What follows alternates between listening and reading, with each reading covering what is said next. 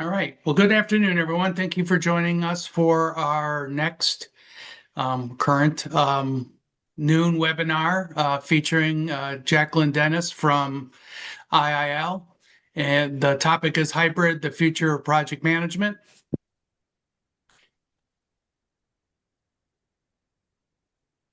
We do have a mentorship program at the chapter. So if you are in need of a project management mentor or you would like to be a mentor, you may contact either mentoring at PMINEO.org or VP mentoring at PMINEO.org. Roger or a member of his team will get back to you and get you connected with either a mentor or a mentee. Excited to have this program set up for anybody that's looking for help with their project management career. We do not offer any help with like the certification. It's certifications. It's mostly about professional development and career development. Our speaker today is Jacqueline Dennis, senior consultant with IIL. She's a project management professional with experience that encompasses technical, instructional, and soft science skills. Technical experience spans across multiple industries, education, software technology, and manage projects and programs in IT for a state government authority. She's actually, at least for us here in Cleveland, somewhat local. She's based in Mansfield, so got to learn that from her. So I'm going to turn it over to Jacqueline. Welcome. If any of you have, if you keep your mics off and if you can post your questions in the chat, we'll be looking for them. And then whenever Jacqueline would like to see the questions, we'll offer them up. She will also be polling in the chat as well. So keep an eye on your chat. And without further ado, I'm going to turn it over to you, Jacqueline. Thank you so much, Joe. I appreciate that introduction. And I'm going to go ahead and share my screen. And in the meantime, I do want to add that that introduction is probably about as old as I have been with IIL. So I joined IIL in 2008. I had shared that with Joe. And in 2009, I earned my PGMP. And so I hold both the PMP and the PGMP. So I just wanted to add that little tidbit before we go ahead and move forward and look at our content for today, which is one of my favorite topics, talking about hybrid, the future of project management. What we're going to cover with respect to the topics are outputs, outcomes, and value. I'm going to poll, just using chat, what your understanding is as far as each one of these terms. Then we will look at development approaches and life cycles. I will poll you again in order to see what your understanding is of development approaches and life cycles before we explore those topics. Then we'll begin to look at a model that is for hybrid project management that I think that you will find helpful. And what I've heard in the past is you hear about hybrid, but you might not know how to do hybrid. And so you might, again, find that model helpful. Then we'll summarize and bring the webinar to closure. So let's look at outputs, outcomes, and value delivery. So it just focusing on output or outcome, which ones of the following would you say are correct? A, an output is product, service, or result of a project. An outcome is the same as the product, service, or result. An output is a deliverable from a process, and outcome is the basis of value delivery. Okay. So there's two answers that are correct. I'll give you a couple of minutes to come up with your answer. You can put your answer in chat if you would like, or just hold it to yourself. So I see C's and D's and B's and D's. Looks like just about everyone is agreeing that D is one of the answers. Okay.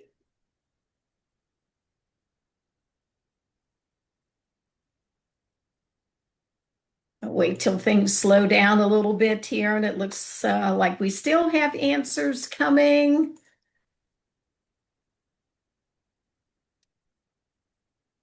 Looked at private chat for just a moment there, but that was just an introduction. Okay, we have slowed down. All right, so let's go on and debrief this particular quiz, we could say, or poll. So, which one is correct? Well, an output is incorrect.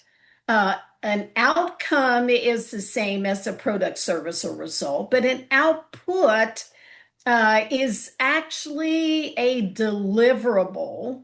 And we could also say that outcome is the basis of value delivery. And so we could choose B, C, and D as far as the correct answers. Prescribed answers are B and D, but I believe that output being a deliverable is correct as well, according to PMI's processes and outputs from those processes being deliverables. All right. So, an output is a deliverable. They are tangibles generated by processes, procedures, work packages, activities, or tasks during the project life. An outcome is a measurable business result or a product, service, or result that is going to impact the behavior of the user. That is, let's say, the target for the outcome. It's caused by collective outputs or deliverables from iteration, scope, increment, release, or a project. And then value delivery is the measured benefit from an outcome. Increased revenue is an example, or improved operational efficiency, reduced costs, or improve brand loyalty. So I have an example that's here. So we have several deliverables from a project. We have requirements, design, test plan, bill of materials, software app that are going to be combined here for the outcome that is a smart watch. And then the value delivery that we have for this smartwatch, calorie tracker, heart rate monitor, blood oxygen tracker. I think you get the idea. All right. So when we are engaged in project management, it's helpful to think about a delivery model that includes all three of these elements: the outputs, or deliverables, the outcome that's going to be the result of all of those deliverables collectively, and then the value that will be the result. And this model shifts the project focus from just deliverables to business results that create value through benefit realization. And we don't always involve ourselves in benefit realization as project managers, but we still should begin to think further ahead than just the outcome so that we will position the project and the receiving organization to realize the value that they are targeting for their business. So this delivery model is essential for any project because it creates a shift in accountability that is understood as having collective ownership, which is a term that is often shared in an agile environment, but I think it also applies to other environments as well. And so that we think as a group, or we are involved in collectivism, I believe is what the term is, and not just individualism. Also, this model selects the right development approach, and we'll talk about development approaches in just a moment, that requires the right choice in the category that we're going to use for selecting the life cycle model. Okay, so the category is development approach, and under that category, we have a wealth of frameworks and life cycles and methods from which we can choose in order to manage our project based on the project's characteristics. Also, this model results in outcome-based thinking, and I talked about that a few moments ago. And the outcome-based thinking is results oriented, strategic in nature, focusing on customer satisfaction, focusing on the why are we doing this as opposed to what are we doing. And lastly, this model, whoops, let me go back. I'm getting a little too quick here.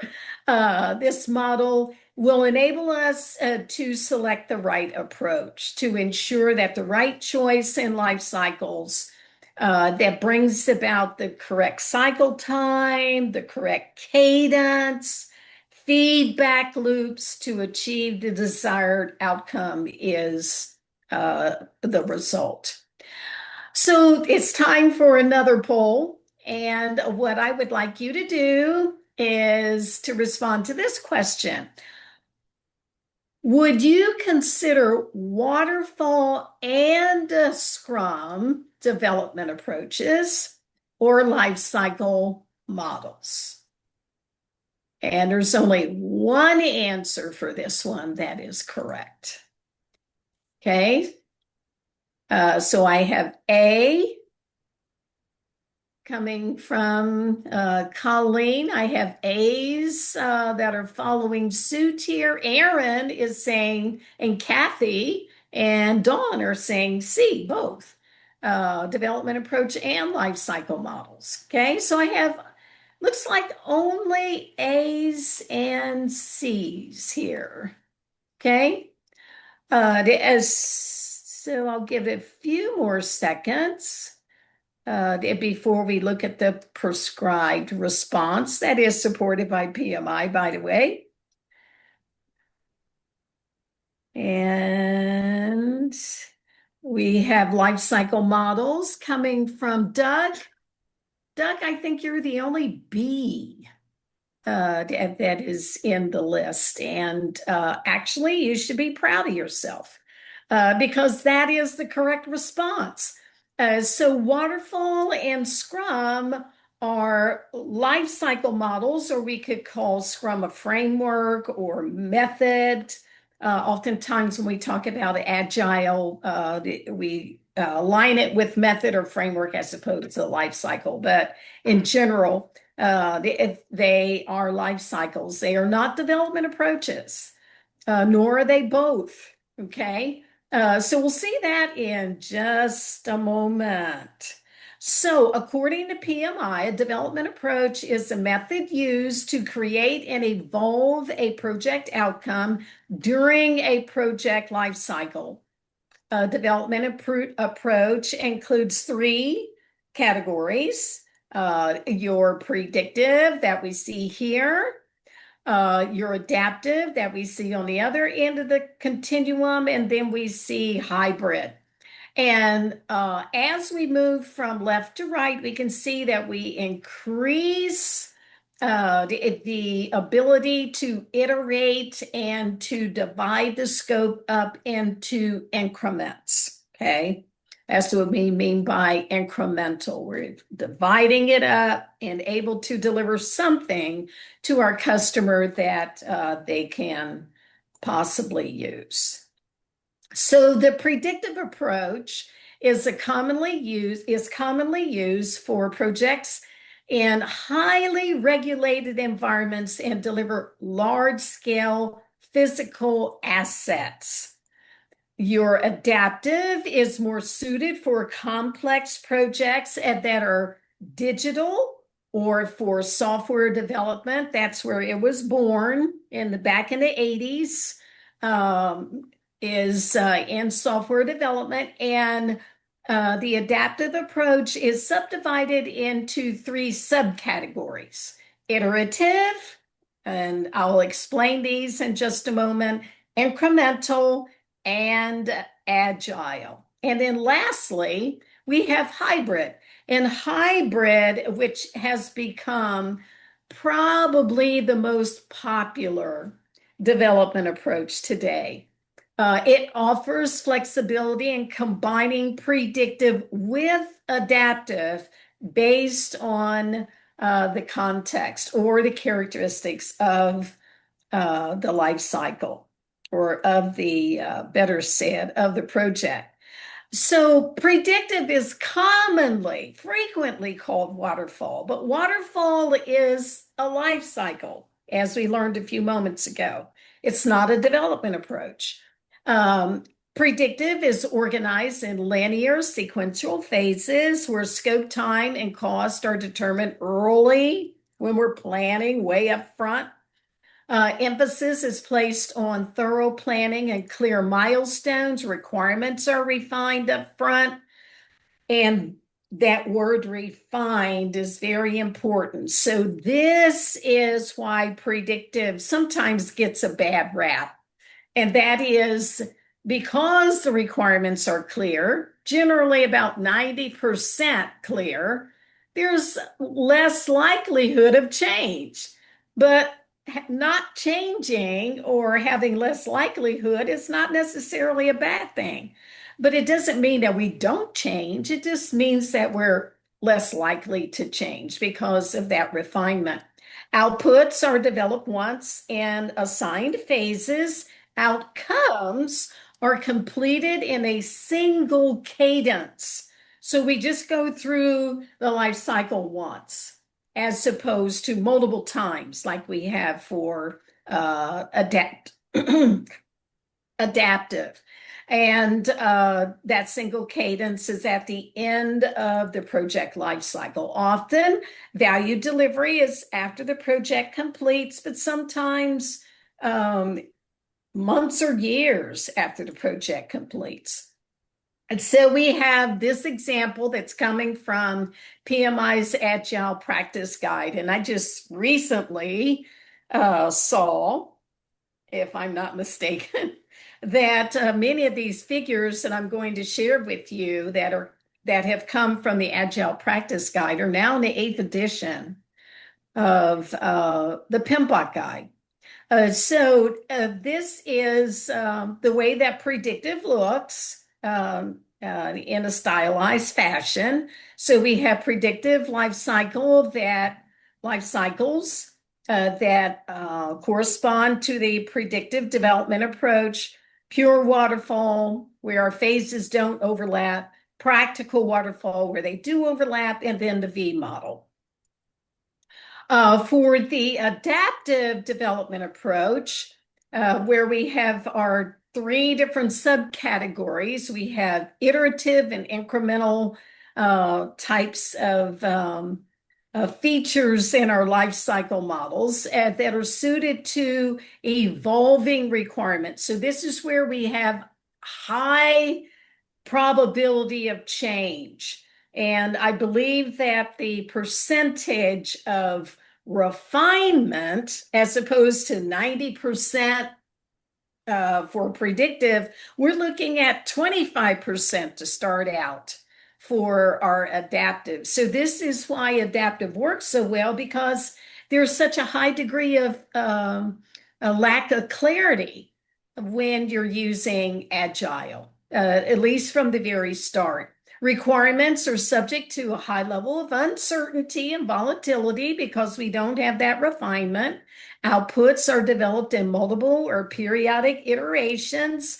Outcomes are produced in a single cadence or multiple cadences or periodic cadences. It just depends on whether you're talking about iterative or incremental or agile. And value delivery is based on the cadence of the adaptive approach. So it could be after one iteration, for example, or it might be at the end of the project, similar to predictive. So we have iterative that's stylized here. And so it is the closest to predictive. You can see that there's only one point of delivery for iterative. And the reason why it's called iterative is between your first and your last phases here, you are iterating what's being done in between those. We could have even more phases than shown here where the work is being iterated. In the first one, we're iterating to refine the prototype. And in the second one, we're iterating to refine what we have built before we actually deliver. So iterative focuses on improvements through successive iterations. That's why it's called iterative for prototyping, proof of concept. These are just examples. We could also iterate risk analysis. And this is something that is common for the spiral life cycle model that's referred to down here. Each iteration results from feedback and insights that yield improvement and reduce uncertainty. Okay, so again, we're iterating to refine so that we have clarity before we move on. Now, the next subcategory for adaptive is incremental. It looks a lot like agile in its stylized version that we have here. So we have these scope increments of different sizes, and we have several points of delivery. So incremental development begins with a simple deliverable or outcome is a better word, and then progressively adds in each successive, we could say, scope increment. It produces some functionality or something useful and then builds on that with each delivery until everything that the customer has requested or envisioned is delivered. So it optimizes customer satisfaction by developing in subsets of the overall solution called scope increments, delivers features that reap business value incrementally, and a staged delivery model, you might have heard of that, is an example of incremental. Now, you might be asking, well, I still don't see the difference here between agile and incremental. Well, the difference is the duration of the scope increment with respect to development. So we're looking at months here as opposed to weeks. So this first one might be 4 months. This second one might be 2 months. This might be 3 months. Okay. And we'll see in a moment when we get to agile that we're looking at weeks for developing the outcomes. All right. So agile has two different variations. Many times individuals don't realize this. There is an iteration-based agile that I'll talk about in just a moment. And then there's flow-based agile, which is my favorite. Agile can also have continuous flow, and that is actually Kanban. So many of you have probably heard about Kanban, but Kanban is a mix. We could say it's a hybrid in and of itself of agile and lean, where those two sets are made into a hybrid, okay? But otherwise, all of your other life cycles or methods or frameworks that are agile are going to be able to either be iteration based or flow based. The framework or the methods itself doesn't gear itself towards one or the other. So with your iteration based, agile will deliver the outcome in 1 to 4 weeks. And now for your iteration base, it's going to be consistent. You can see that each one of these rectangles is the same width. And the most popular that is selected is 2 weeks for your iteration base. So every 2 weeks, something will come out. And the most popular framework is Scrum. That's why oftentimes individuals will use Scrum terminology as opposed to the general terms, like use sprint as opposed to iteration. Iteration is more correct if you're not talking about a particular framework or method. Now, for flow-based, this is where we have time boxes that vary. And we can vary from 1 to 4 weeks. So we could start with our first iteration being 4 weeks, maybe the next 2 or 4 weeks as well, until we establish some confidence in our velocity, and then we can change based on, of course, what the customer prefers. So they might say, I need something in a week, and we're able to vary and produce what they've asked for in a week. And then we might go back to 4 weeks, or we might go to 2 weeks for an iteration. So flow-based is comprised of a mixture of iteration lengths. All agile methods or frameworks are adaptable to, again, both of these variations except Kanban. So what I have here is I've depicted different life cycle models that go from very conservative for your predictive category to very relaxed or liberal that is showing here different agile methods and frameworks. So your predictive, that's your V model, practical waterfall, pure waterfall. Then you have your adaptive, that includes your iterative, your incremental, as well as your agile. And then what do? Well, we combine two of the life cycle models and their approaches to come up with hybrid. Okay, that's what we're here to talk about, right? And so the most common hybrid approach combines a waterfall life cycle model with agile method or framework, and the most common to use for agile is Scrum, needless to say.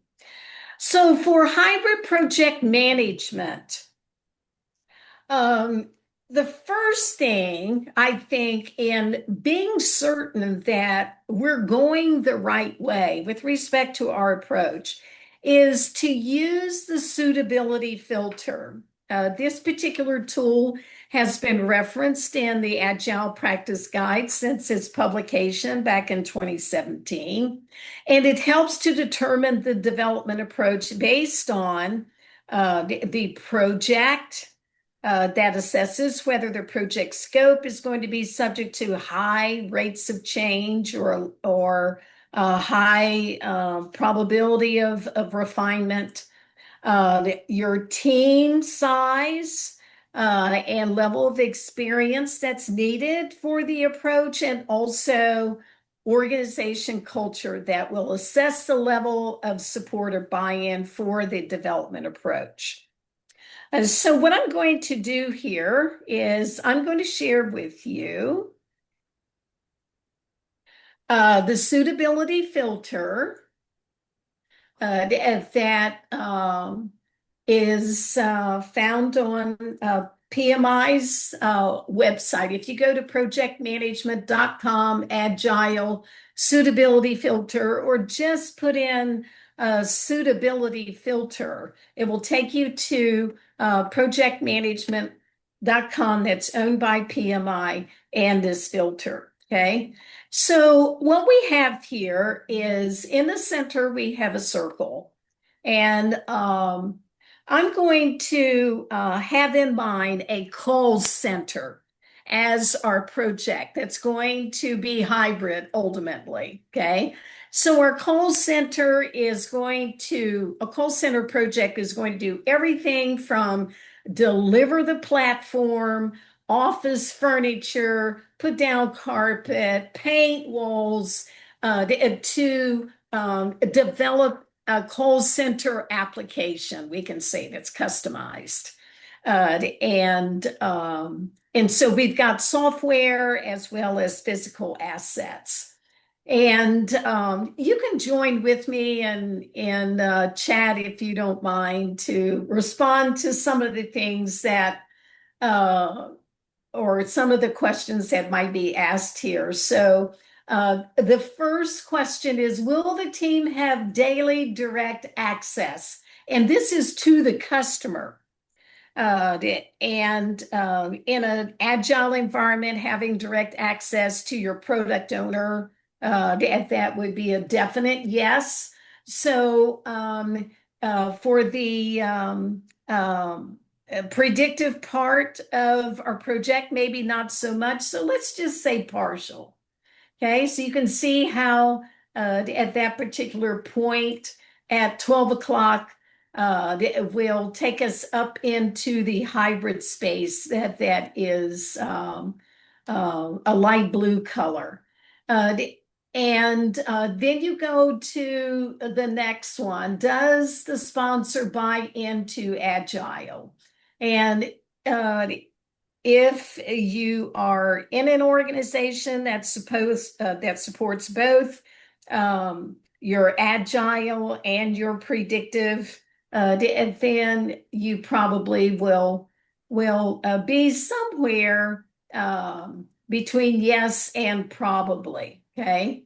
So we're still in agile, which looks a little yellow in here for buy-in. And then trust in team.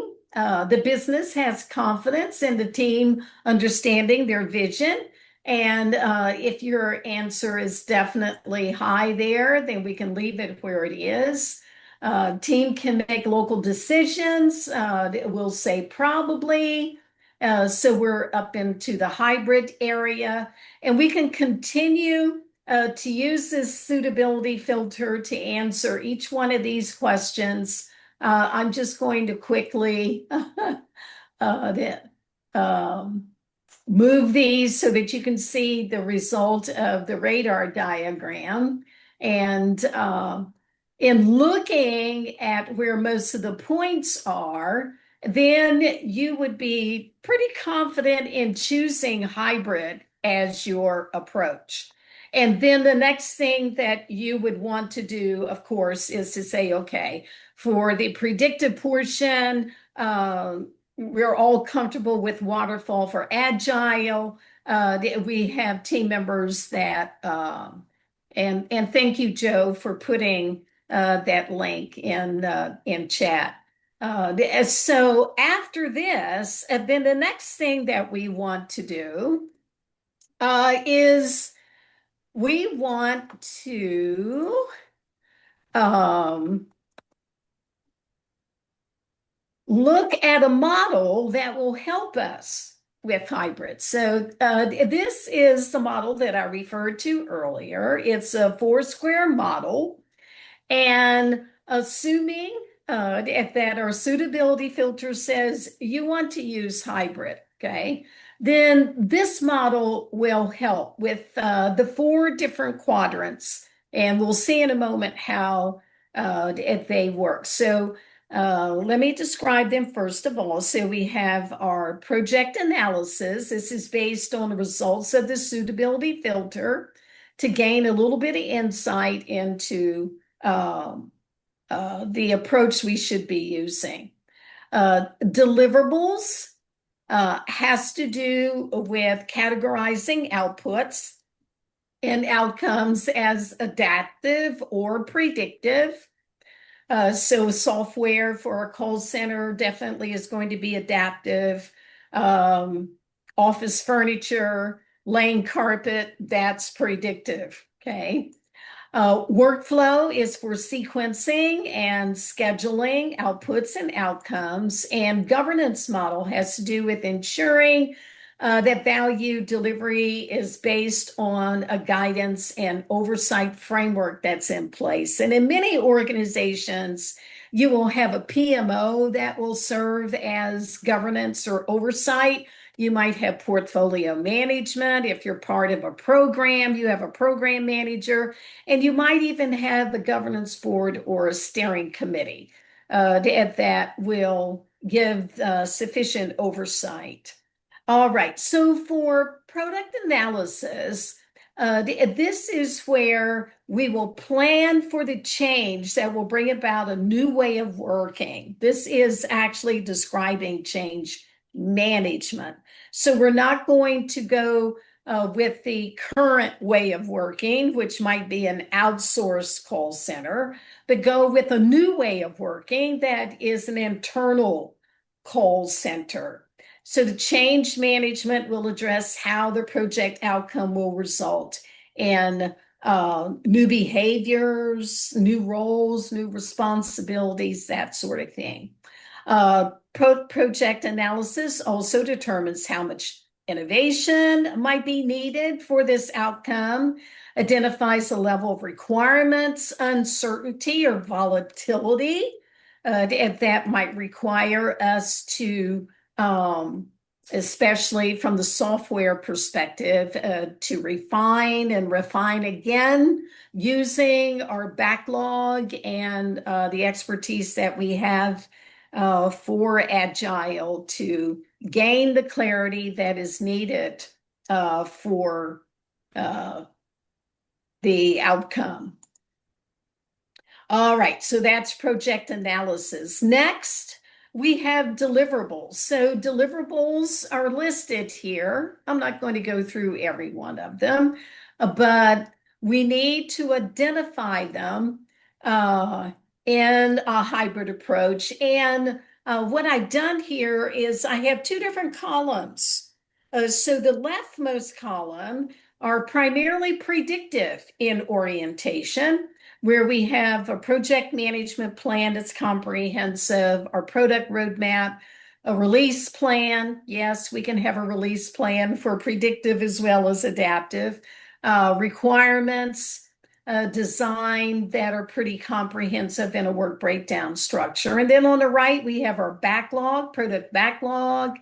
Acceptance criteria could be on both sides, as well as test plan, definition of ready, definition of done, iteration plans that will identify just a subset. Okay, so deliverables, understanding those that will be produced and where they belong. Okay, next we have a governance model. Okay, so governance is a framework for directing and enabling an organization through its established policies, practices, other relevant information. Governance is in project management, the context of guidance, we could say, or oversight of what it is that we're doing, and to ensure that we're aligned with the organizational strategy and operational goals. Governance is vital to an organization. It's how we prioritize initiatives, how we manage resources to ensure that we have sufficient people as well as physical resources to perform the work. It's the way that we establish communication protocols and also ensure that we get the right contributions um, for um, for delivering the outcomes.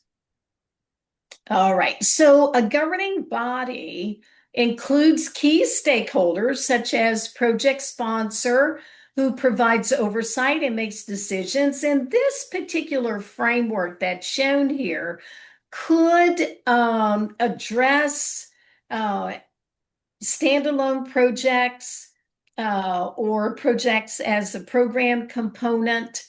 And so what we have here is that we have project managers that support the oversight functions and coordinate 360-degree information flow to the stakeholders that surround the project. We have other stakeholders that represent areas of expertise and team members who are proponents of the governance. And then we have the PMO manager, who is probably a key stakeholder, and other support staff and governing bodies to ensure governance standards and processes are implemented.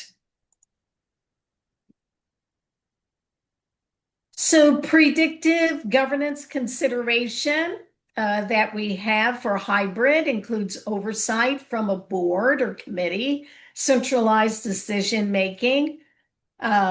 Also, and that centralized decision making most likely will be where we might have impacts to other initiatives that are in the organization.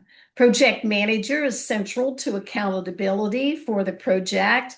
We have comprehensive documentation, establishment of strict adherence to baselines, and predefined roles and responsibilities. But for adaptive governance, adapts to evolving project needs. So it depends on what we're doing at the time. Also, we have delegated decision making. So our organization is going to be self-regulated, self-organized, self-managed.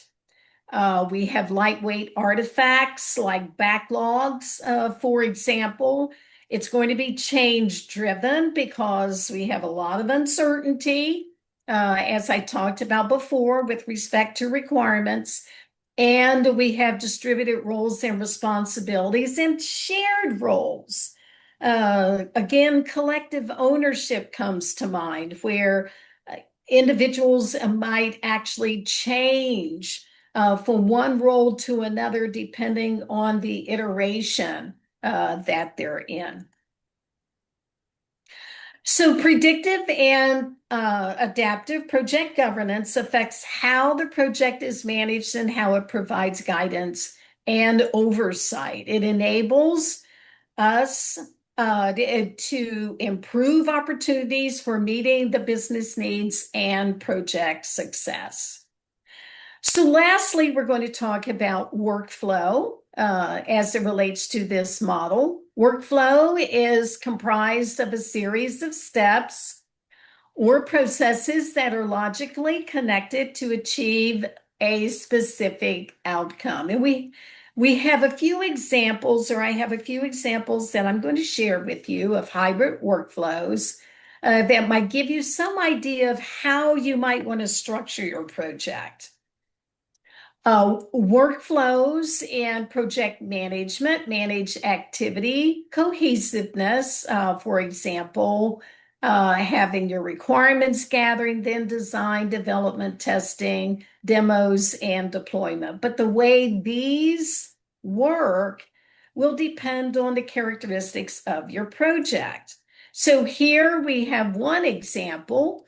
This illustration shows planning and requirements that's using a predictive approach, a waterfall lifecycle model, and the outputs are used by multiple iterations to produce several outcomes. So once we have our requirements, we put those into an iteration and produce the outcome that is required at the time to our receiving organization. I had at one time coached Agile. This was back in 2012, 2013. So I'm dating myself a little bit here, but I was working with a News Corporation, and they had lost some of their customer confidence because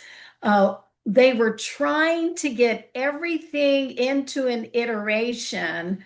And what ended up happening is to meet their milestone for end of iteration, they were handing off to the customer after development. And you see the problem with that. There was no testing, there was no demo. What do you think? uh, the customer was probably saying to them, you're giving me garbage or something of that nature. So I suggested to them to use a hybrid approach. And yeah, this was over 10 years ago. I said, shift to hybrid and perform your planning and requirements up front, and then put the result of your requirements into the backlog. So they ended up with a little bit of overhead, we could say, to requirements because they were in two formats, your traditional and then your user stories. But based on that, when it came to the end of the iteration, where they had tested and demo, they were handing off something that was acceptable to their customer, and it worked a lot better. The other thing that they did, just to be fully transparent, their team was too big. So I had them divide their team in half along architectural lines. So part of their team was in Spain, and the other part was in the US, and they actually focused on different parts of the architecture. They had been trying to work together as a collective unit, and it just created too much complexity. So when they divided up and they went to hybrid, things worked extremely well. The next illustration leverages an agile approach for research, with the outcome being the basis for a predictive approach. So this is, I think, an excellent model if you are involved in R&D at all, and you're trying to test different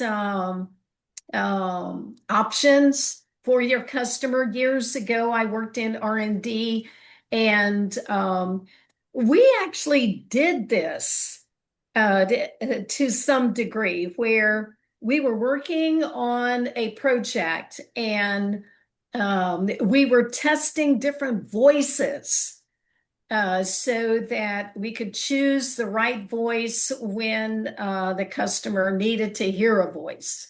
And so we had a man's voice and had different pitches of a man's voice and a woman's voice and different pitches for the woman's voice. And then when we finally went through several iterations and selected the right voice, then we went into a predictive life cycle model to produce the outcome. So this is the opposite, we could say, almost of what we saw earlier, where our research is agile, and then what comes afterwards is predictive. And then for our last model, this is where we have predictive and agile working in parallel, so to speak. In a sense. So we have our first two phases that are predictive, and then we split. from there to go two different paths. So some of the work is going to go into an agile model. The other will stay in predictive, and then we'll come back together to deploy. Okay. So the project takes the parallel paths for designing, developing, and testing before combining at the end. And this, I think, works very similarly to your iterative in a way, where you have one cadence, meaning one delivery at the end. Okay, so in summary, we covered outputs, outcomes, and value delivery. We looked at development approaches and life cycles and hybrid project management. And so our delivery model looks similar. Remember, it's essential because it creates that shift in our mindset and accountability. Also, we determine more methodically what the right approach should be. We begin to think more outcome as opposed to deliverable based, and we will measure success that will ensure proven value of our outcome. So our development approaches, we know now, are predictive, adaptive, and hybrid.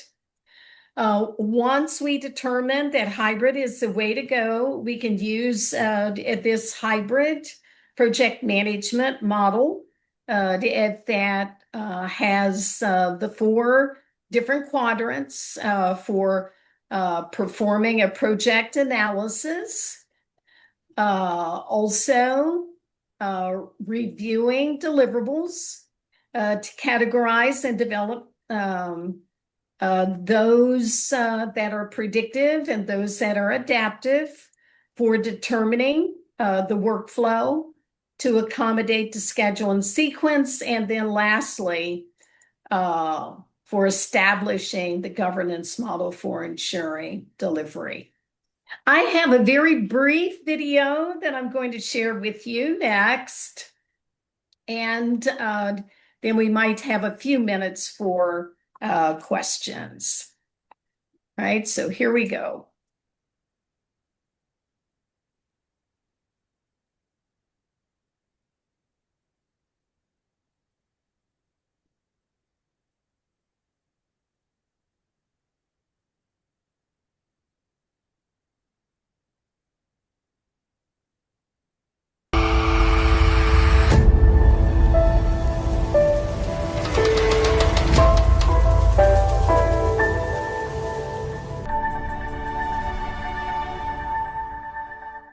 Have you heard of hybrid project management?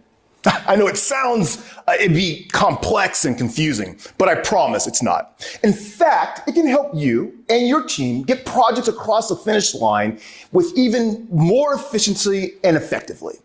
Many organizations function in an environment in which traditional processes have evolved over time, and compliance is required with the broad obligations and required standards. For projects, this means that there is a focus on choosing methods that clearly define the plans and project goals and require that everything is documented.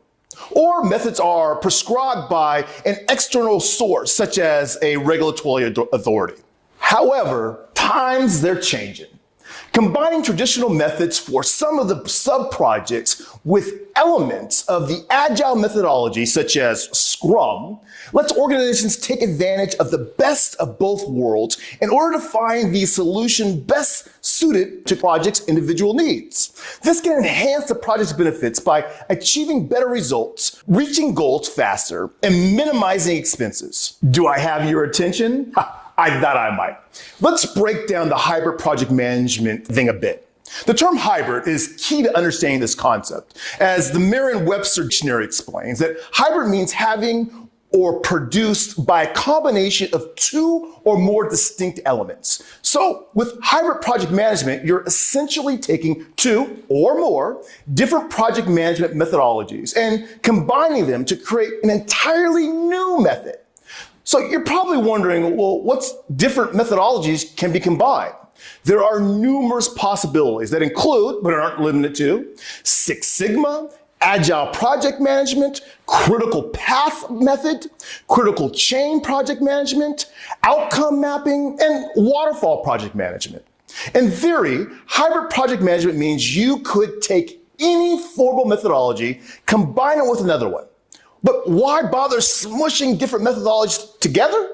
The benefit of blended project management is that it allows you to get the best of various methodologies. It allows project managers to leverage the strength of chosen or required approaches while navigating around those approaches' weaknesses or potential pitfalls. It ultimately provides enough wiggle room to handle changes and reevaluate after short sprints. So you're getting the best of both worlds, the detailed planning of a waterfall type approach with the flexibility of the agile method. Hybrid project management empowers you to combine methodologies to create something that works even better for your specific project. With that custom approach on your side, you and your team can do more of what matters. All right. I'm going to go ahead and end it there.